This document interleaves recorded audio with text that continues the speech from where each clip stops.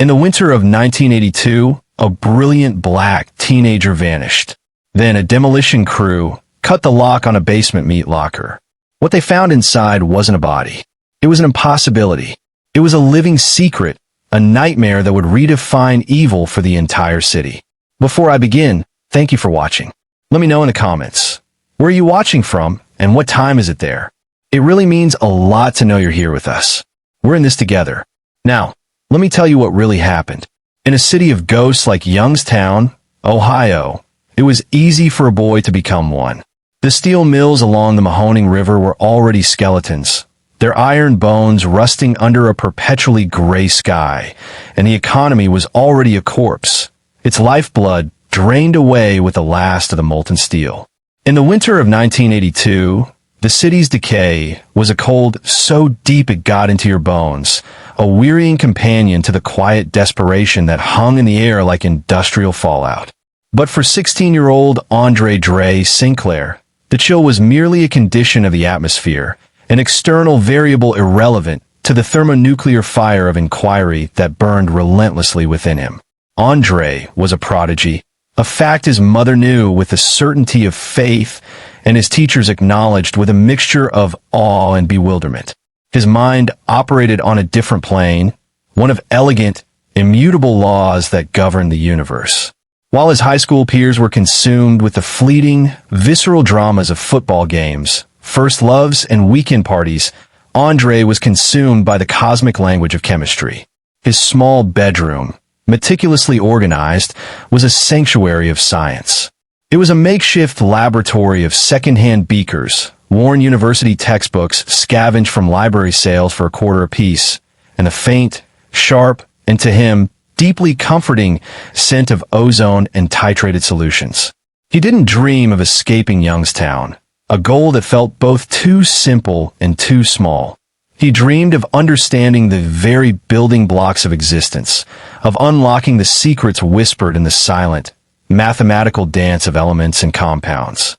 His mother, Eleanor, a seamstress at one of the few remaining textile mills, was a woman stitched together with a quiet strength that had weathered more than its share of hardship. She saw her son's brilliance not just as a gift, but as a sacred trust. It was his ticket to a world beyond the smokestacks and resigned sighs of the Steel Valley, a world he would build for himself, atom by atom. With a fierce and quiet devotion, she nurtured his passion, setting aside precious dollars from her meager wages to buy him chemistry sets, books, and the occasional piece of specialized glassware he'd circled in a catalog, his longing palpable in the ink. One evening, she watched him at his desk, a pencil tucked behind his ear, his brow furrowed in concentration as he mapped out a complex organic molecule. "What are you building in there, Dre?" she asked softly from the doorway. He looked up, his eyes alight with a passion that took her breath away. "Everything, Mom," he said. "I'm just figuring out the instructions." But beneath her immense pride, she worried. Her worry was a low, constant hum, a dissonant frequency beneath the beautiful music of her son's mind. Andre was a bright, ambitious black teenager in a city where the established order was fragile, built on a bedrock of unexamined biases and long-simmering racial tensions. In Youngstown, ambition in a boy like him could be perceived not as a promise, but as a threat, a challenge to a hierarchy that preferred its lines clearly drawn. She would watch him walk to the library, his bag heavy with books, and her heart would swell with pride and ache with a nameless, formless fear for the unforgiving world he would have to navigate. Andre's intellectual curiosity, starved by a high school curriculum that felt rudimentary and slow, found an unlikely and fateful outlet in Mr. Silas Croft. Croft was the reclusive, elderly owner of Croft's Quality Meats, a dusty, failing shop on a forgotten side street off Federal Street. Its windows were grimy, its painted sign faded to a pale ghost of its former self. He was a town eccentric, a ghost haunting the husk of a once respectable family business. Decades ago, he had been Dr. Silas Croft, a brilliant research chemist and philosopher at a prestigious university. But a hushed, spectacular scandal involving unethical experiments and a reckless disregard for established protocols had seen him disgraced. His career shattered. He had retreated to his family's old meat shop, a place of blood and sawdust, and became a ghost in his own life, his brilliance curdling into a dark, obsessive philosophy. In Andre, Croft saw a kindred spirit, a mind sharp enough to be honed into something truly special. The interactions evolved slowly, a careful grooming process disguised as intellectual discourse. At first, it was just small talk when Andre came in to buy ground beef. Then, the conversations grew longer. Croft would lean on the counter, his pale eyes gleaming, and speak not just of science, but of philosophy, of the world's inherent decay, of society as a corrupting agent, of the need for an ascetic purity to achieve true understanding. Science measures the cage, my boy, Croft once told him, but philosophy hands you the key, and the key is renunciation. To Andre, who felt intellectually suffocated, Croft was a mesmerizing figure, a misunderstood genius cast out by a world too timid to embrace his vision. The old man's shop, with its scent of iron and disinfectant, became a strange sanctuary. Here was someone who didn't just answer his questions, but posed new, more profound ones about the nature of existence itself. One frigid December afternoon, Croft made his offer. He wiped his hands slowly on his blood-stained apron, the gesture both mundane and ritualistic. The things I'm talking about, son, they're not just theories, he'd said, his voice a low, conspiratorial rumble. The world is sick, a plague of sensation and sentiment. Science is just a tool to measure the fever. But one can be purified. One can be perfected. It requires discipline, a total separation from the corrupting influence of the world.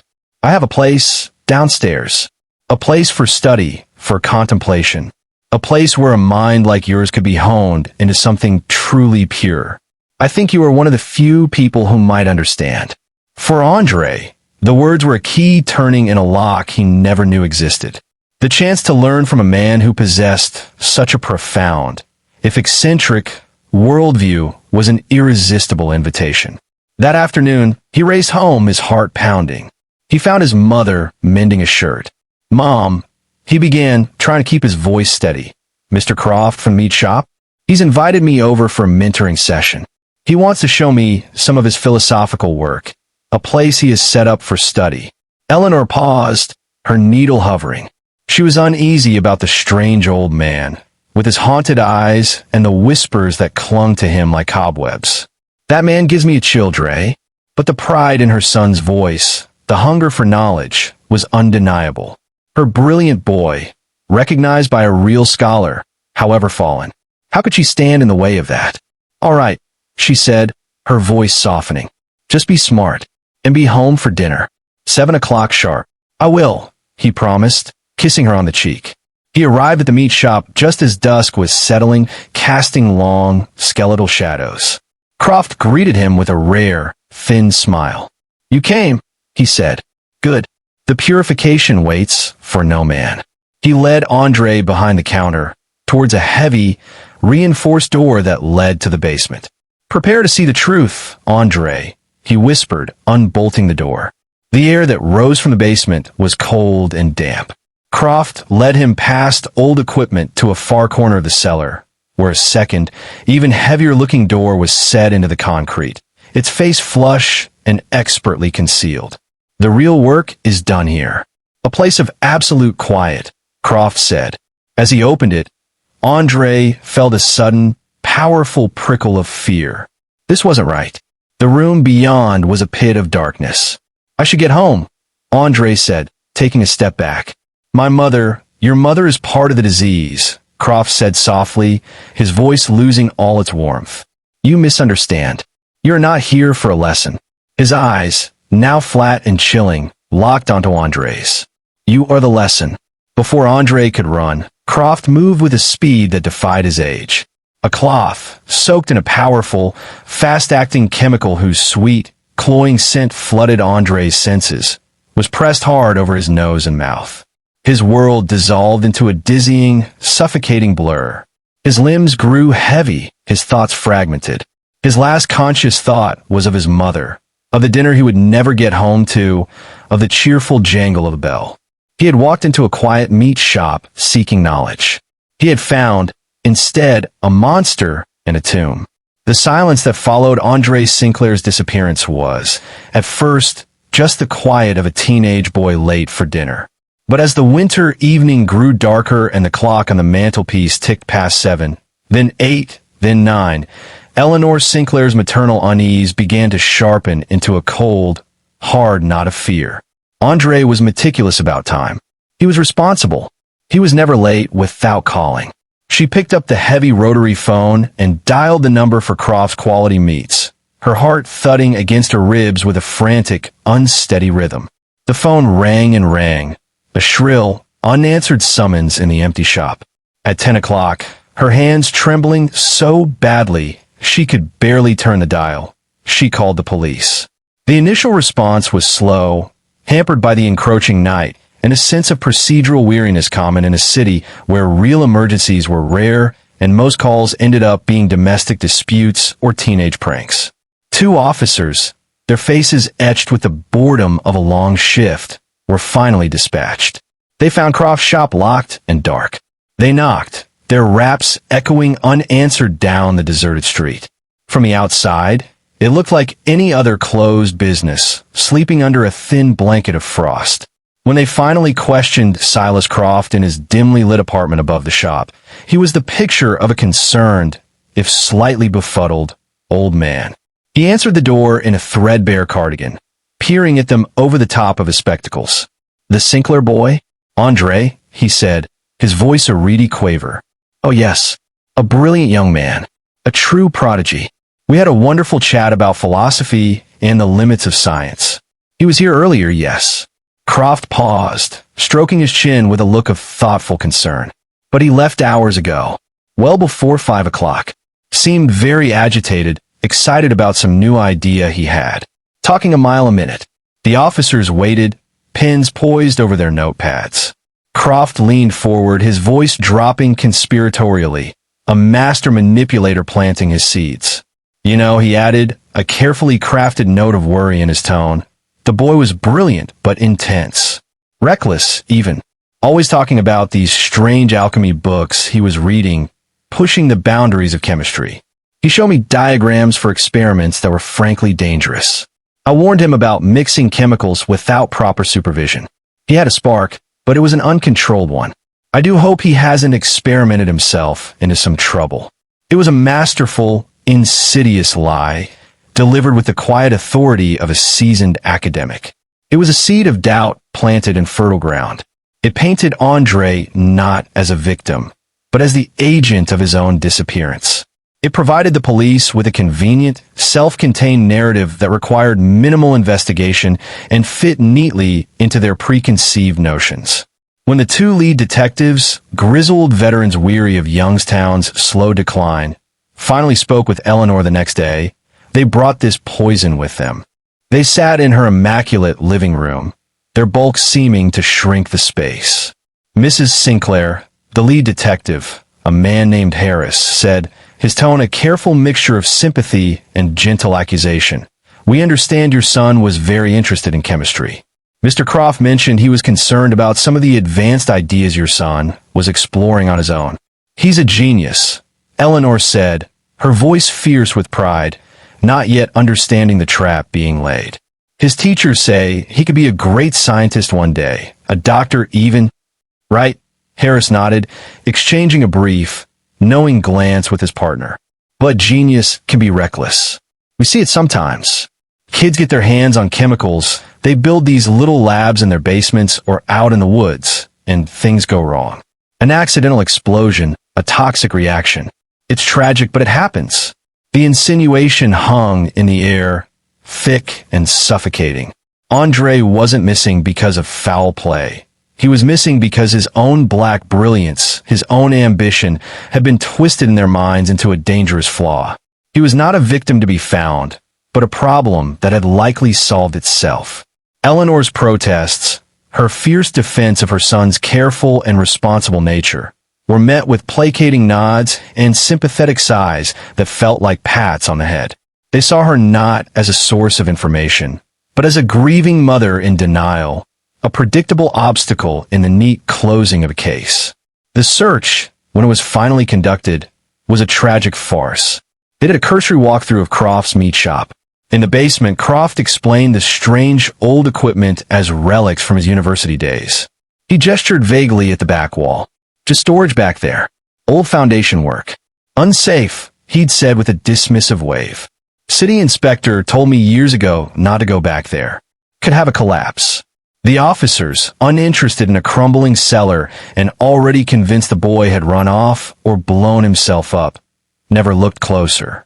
They never noticed the seams of a skillfully hidden door, plastered and aged to blend perfectly with the surrounding concrete. In a desperate attempt to find a lead, Eleanor went to the shop herself 2 days later. She found Croft behind the counter, cleaning a meat slicer.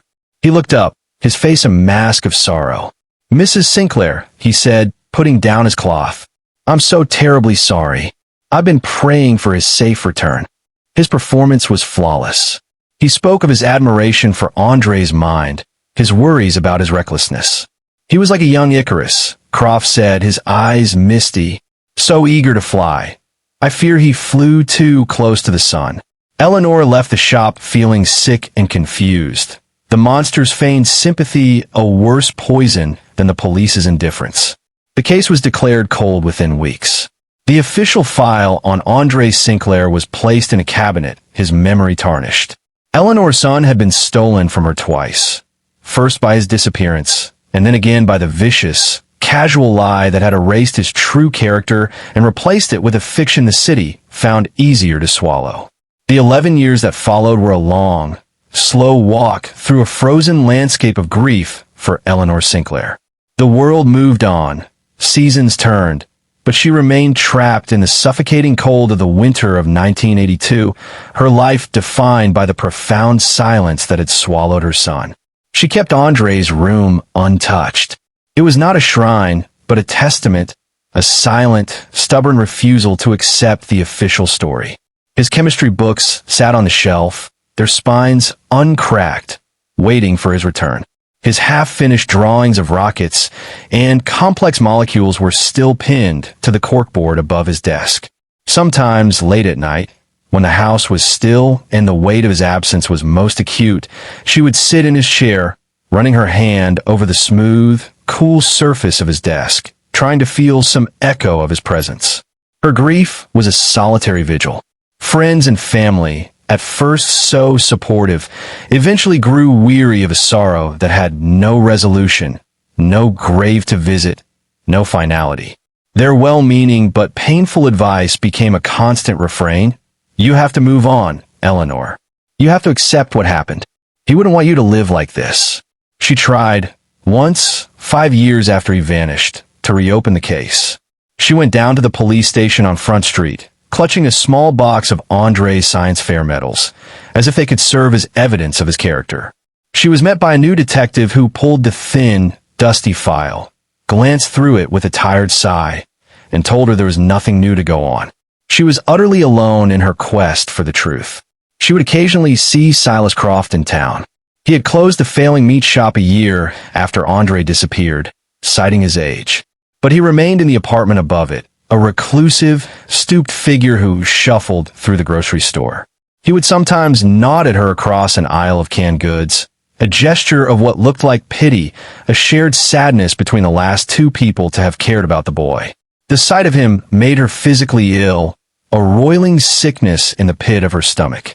He was a monster hiding in plain sight, protected by the city's indifference and a police department's racist assumptions. Meanwhile, just a few blocks away, in a tomb of silence and filth, Andre Sinclair existed. His world was a 10 by 12-foot concrete box, hidden behind the basement wall of the butcher shop. There were no windows. The only light came from a single, bare bulb in the ceiling, its weak, yellow glow controlled by a switch on the outside. The air was thick and stagnant, heavy with the smell of damp concrete, black mold, and human squalor.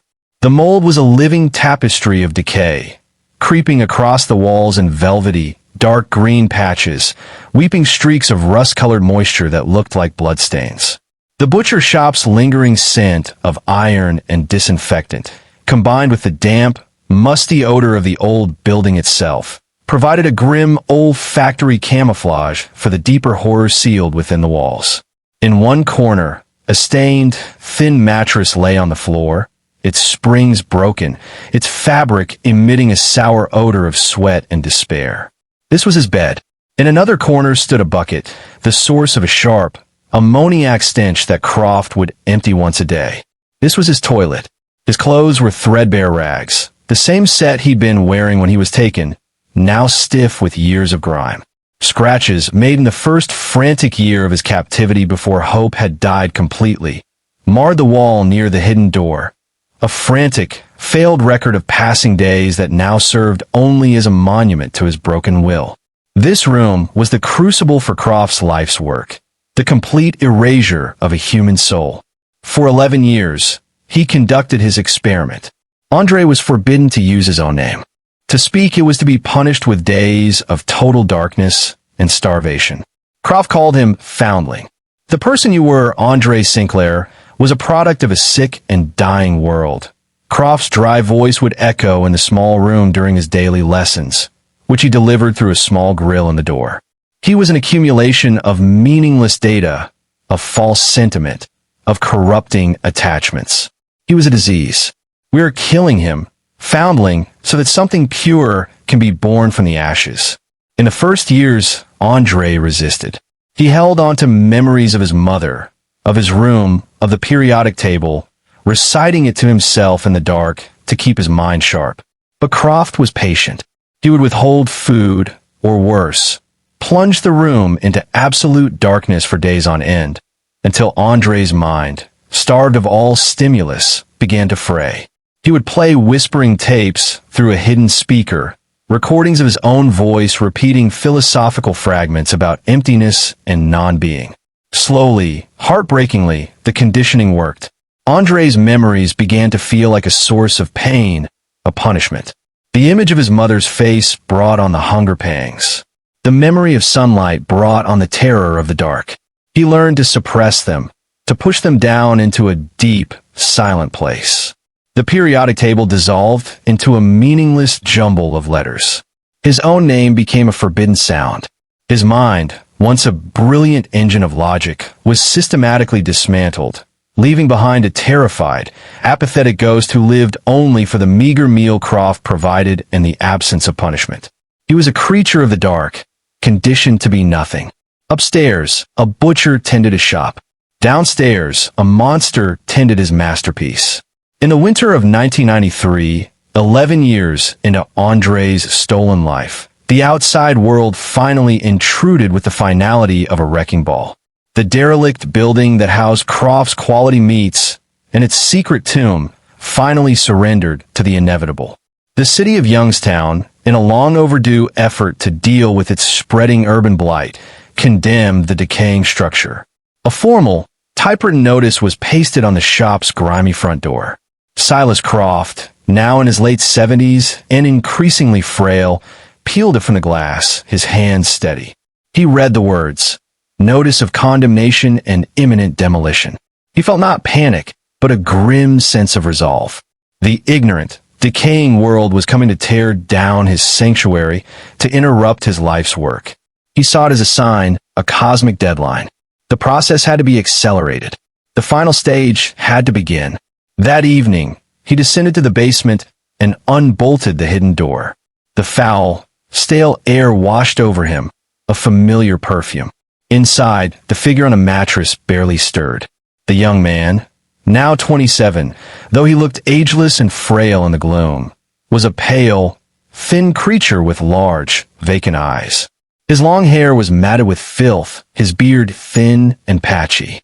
"Foundling," Croft said, his voice holding a new tone of solemn finality that cut through the usual monotonous drone. The figure looked up, his expression blank. "Our time in this sanctuary is coming to an end. The world outside, in its blundering ignorance, seeks to destroy our work. But it is ready. You are ready." Croft took a step closer, his shadow falling over the young man.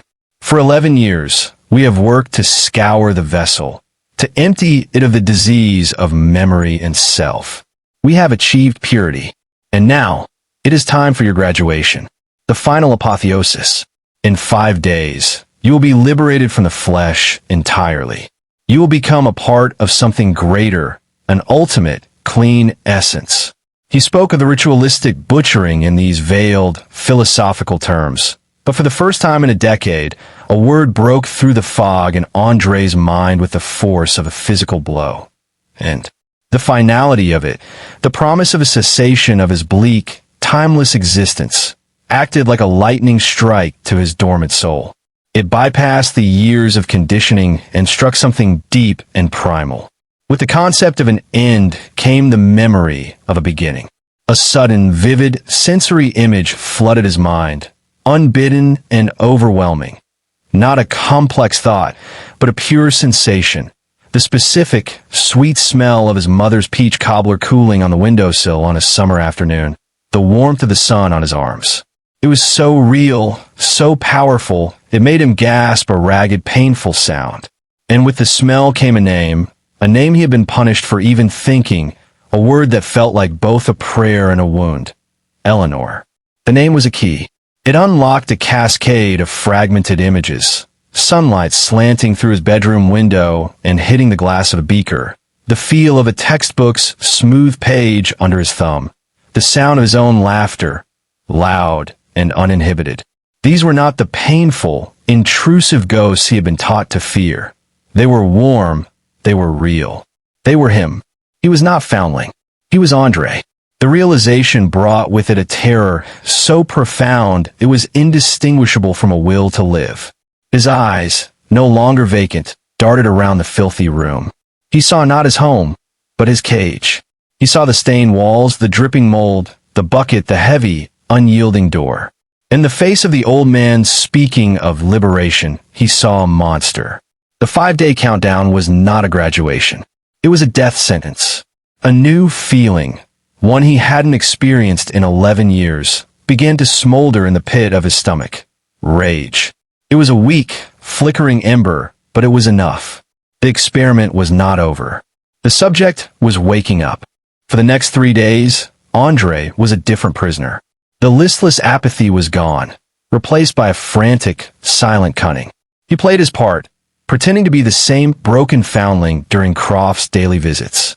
But when he was alone, he was Andre, his mind whirring, assessing his prison with an engineer's eye. The walls were solid concrete. The door was impossible. He was weak, his muscles atrophied. Despair was a cold, heavy blanket, but the new fire of terror burned underneath it. On the 3rd day, a deep rumble shook the building. It was distant at first, then closer, the unmistakable groan of heavy machinery. Preliminary demolition work had begun on the adjacent block. The vibration, traveling through the earth and concrete, was a tremor in Andre's tomb. It was also a catalyst. Near the base of the wall where the waste bucket stood, years of acidic moisture had corroded the concrete. The shaking dislodged a small, fist-sized stone. Hope, a feeling so foreign it was physically painful, surged through him. He had a tool. He had a chance. He waited until the night, when the light was off, then began to work. He didn't bang wildly. He tapped. Methodically, rhythmically, he struck the loose stone against the metal frame of the hidden door. Clang, clang, clang. It was a weak sound, but sharp and desperate. A message in a bottle sent into an ocean of silence. 2 days later, on the 4th day before his graduation, Maria Flores, a junior inspector from the city planning department, arrived for her final walkthrough. She was tired of cataloging urban decay, but she was thorough. As she stood in the dusty, empty butcher shop making notes, she heard it. A faint, rhythmic tapping. Clang, clang, clang. She frowned, at first dismissing it as a loose pipe, but it was too steady. She descended the creaking stairs into the basement, annoyed but duty-bound. The sound was clearer here, coming from the back wall. "Hello, City Inspector," she called out. The tapping stopped instantly. A chill went down her spine. This wasn't right. Following protocol, she retreated and called the police, reporting a possible squatter. 2 officers arrived, and found Silas Croft at the front. He was charming and apologetic. "Oh, the noise. Rats, I'm afraid. Big ones. The curse of these old buildings." "We need to take a look, sir," the younger officer, a man named Peterson, said unimpressed. But Maria insisted. "I heard it clearly. It wasn't an animal." Bound by procedure, the officers proceeded to the basement with Croft trailing, his face a mask of weary resignation. Maria pointed to the back wall. "It came from there." Peterson tapped along the concrete. He stopped, his expression changing. He knocked again. "This is hollow." He ran his hand along the wall, his fingers finding the faint, masterfully concealed seam of a door. "What is this, Mr. Croft?" "Old storage," Croft said dismissively. "The door is rusted shut." But Peterson saw fresh scratches around the frame. With his partner, he inserted a heavy crowbar into the seam and pulled. With a groaning screech of tortured metal, the hidden door swung inward, revealing a pocket of darkness. A wave of indescribably foul air washed over them, making them recoil. Peterson shone his flashlight into the abyss. The beam landed on a stained mattress, on a filthy bucket, and then on a pale, skeletal figure huddled in the far corner, shielding his eyes from the blinding light. It was a man, thin as a rail, with matted hair and a long beard, his eyes wide with a terror that seemed ancient. In his hand, he clutched a rock. "My God," Maria whispered, her hand flying to her mouth. Croft was arrested on the spot.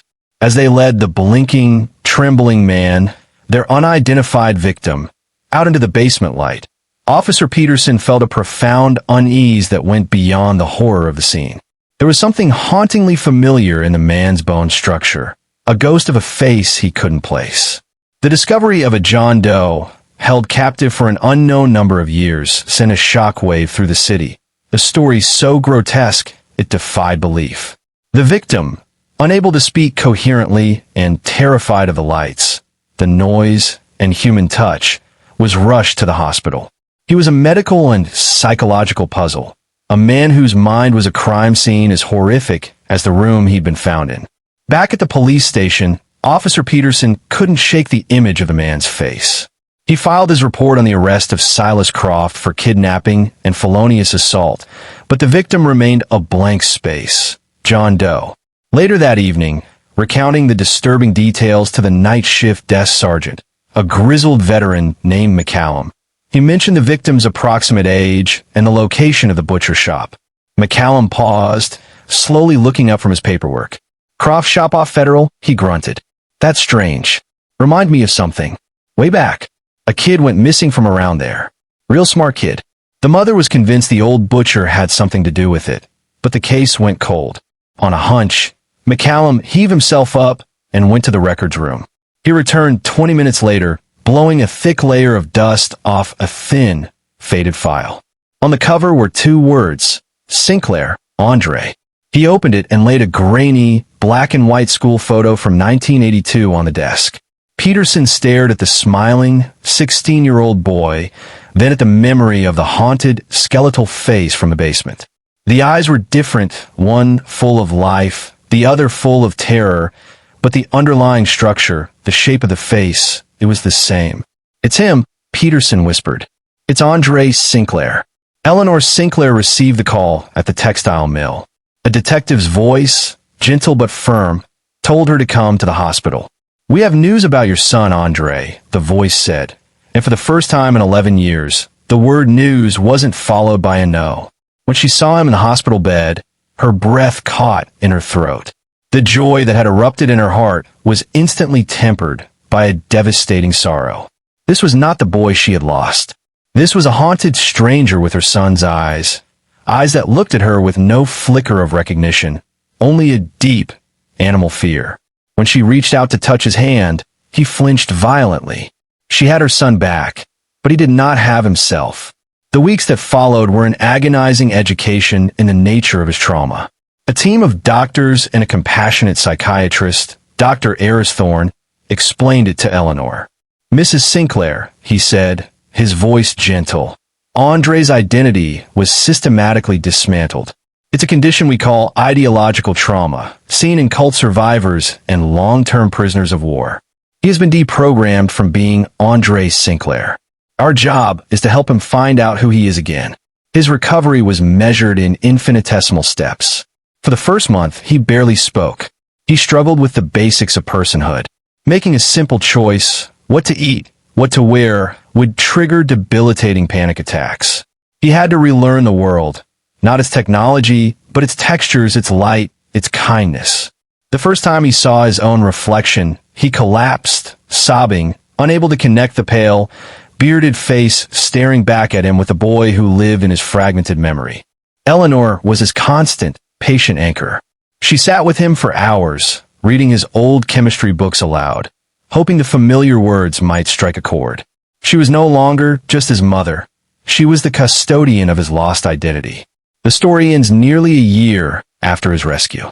Andre is living with Eleanor in a small, rented bungalow with large windows and lots of light. He is still quiet, but the terror in his eyes has begun to recede, replaced by a profound, searching confusion. Eleanor is in the garden with him. It's a warm spring day. She holds a laminated photograph of a beaming, gap-toothed Andre at his 5th grade science fair, proudly standing next to a papier-mâché volcano. "You were so proud of that volcano," she says softly, a story she has told him a dozen times. "You used extra vinegar to make sure the eruption was bigger than anyone else's. You made such a mess, but you just loved seeing how it worked." Andre takes the photo, his hand trembling slightly. He stares at the face of the little boy, a stranger who shares his DNA. He doesn't remember the volcano or the pride, but he looks from a photo to the tulips blooming in the garden. He reaches out a finger and gently traces the delicate petal of a yellow one. A single word comes to his lips, a quiet, raspy whisper, but it is clear. Yellow. It's a start. Eleanor got her son back from his tomb, but she knew she would spend the rest of her life mourning the brilliant boy he was meant to be. Justice was not the life sentence given to Silas Croft, the monster now locked away. Justice was this, the quiet, daily, heartbreaking work of helping her son learn to live again, rebuilding a life not just from stolen years, but from a stolen soul, one memory, one word, one color at a time.